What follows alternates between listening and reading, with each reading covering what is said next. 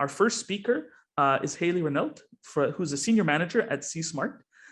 She has 10 years of experience working with youth and children, and she's dedicated to the healthy development and well-being of youth, especially by implementing strategies in experiential education, as well as nature and play-based learning and inquiry-based theorems.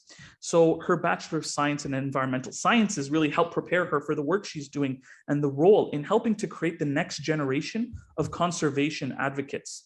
Now, C-Smart is a charity that delivers a diverse and innovative range of educational programs that based on empirically developed criteria derived from current ocean issues to empower youth, businesses, teachers, and communities to take action and power over the wave of climate crisis affecting the world today. So Hailey, without any further ado, why don't we start our panels? And thank you so much for being here. Awesome, thanks. It's nice to see everyone virtually, and I couldn't have given a better introduction to myself, so thank you very much for that. So as mentioned, I currently work with C-Smart. I'm going to have a background in environmental sciences, and let me tell you, when I finished my undergrad degree, instead of celebrating all of my accomplishments, I actually entered a deep depression. And it was all because of the sense of hopelessness, despair, and fear that I felt for our future. My entire 4 years of study was focused around all the wrong that was happening, and we didn't really get any solutions on what we were supposed to do to fix it.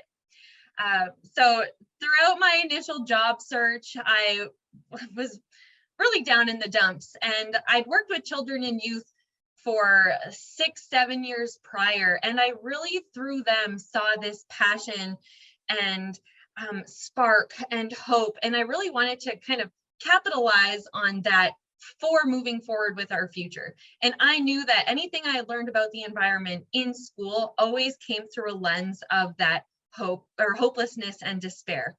So through my work with C-Smart, we've actually been able to transform the message that we're giving to youth. We obviously present them with the threats that our whole environment, but specifically oceans, are facing, especially through the lens of climate change. And instead of just throwing all of these horrible facts at them, we empower them to make a difference.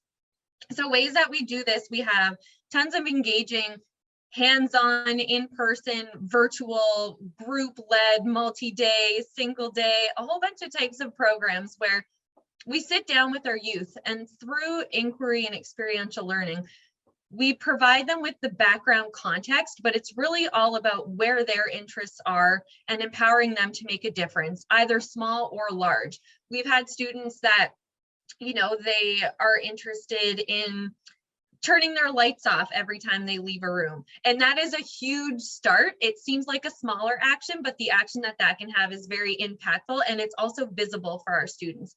But then we've also had students that are writing letters to politicians, and we're just kind of in the background egging them on. And the amount of students that I've worked with in the past, there are a huge handful of them that have moved well past the point where I can help and assist them in their journey, but it's really having that mentor-mentee relationship and knowing that there is a whole community behind you driving towards change.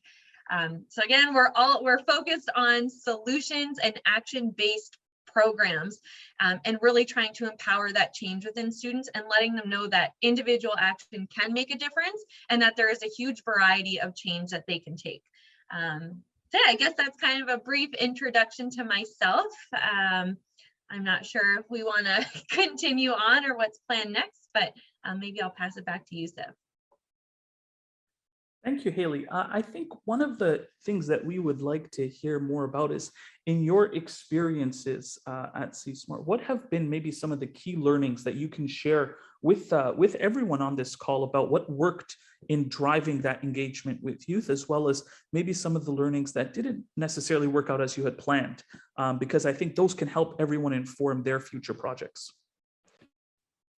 For sure. So the number one thing that I would recommend to anyone, that especially if you're doing it through a group context, first day, first hour, first minutes, is creating that sense of community.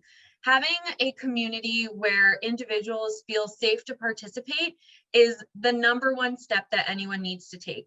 And this includes making sure that any of your leaders and speakers are coming from a diverse background, so that every student feels well represented and that they have a voice and contribution to the conversations that are happening. And then it's simple. I used to hate icebreakers growing up, but now as a facilitator, I love them because they really do create that sense of community. And once you have that like-minded community together, it's really easy to drive change within them. Find out what your students are interested in. I've had groups that are really interested in coral. So we would spend an entire day talking about coral and all the beautiful things you can see in a coral reef, while integrating the aspects of how our coral reefs might be at risk. So a huge one, climate change. Obviously, warming oceans has a significant impact on coral through coral bleaching. And without coral as this, or the coral reefs as this vital habitat, none of the beautiful fish species that we've been spending all day looking at would be able to survive.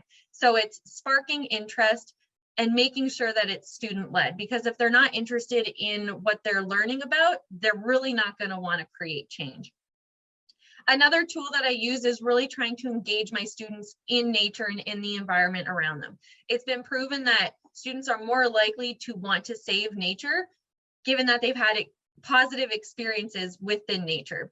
If you go out for a walk and it's raining and miserable and you get lost and there's all these mean people on the trail, you're never going to want to go back out into nature again. So creating those positive experiences where we're empowering people to explore around them, to ask questions, and to get out safely and appreciating the environment around them is super critical in making sure that they'll take steps towards wanting to save it. So those are kind of my main takeaways that I would encourage, is to create that sense of community, really instill a sense of inquiry and passion based on what your students are interested in.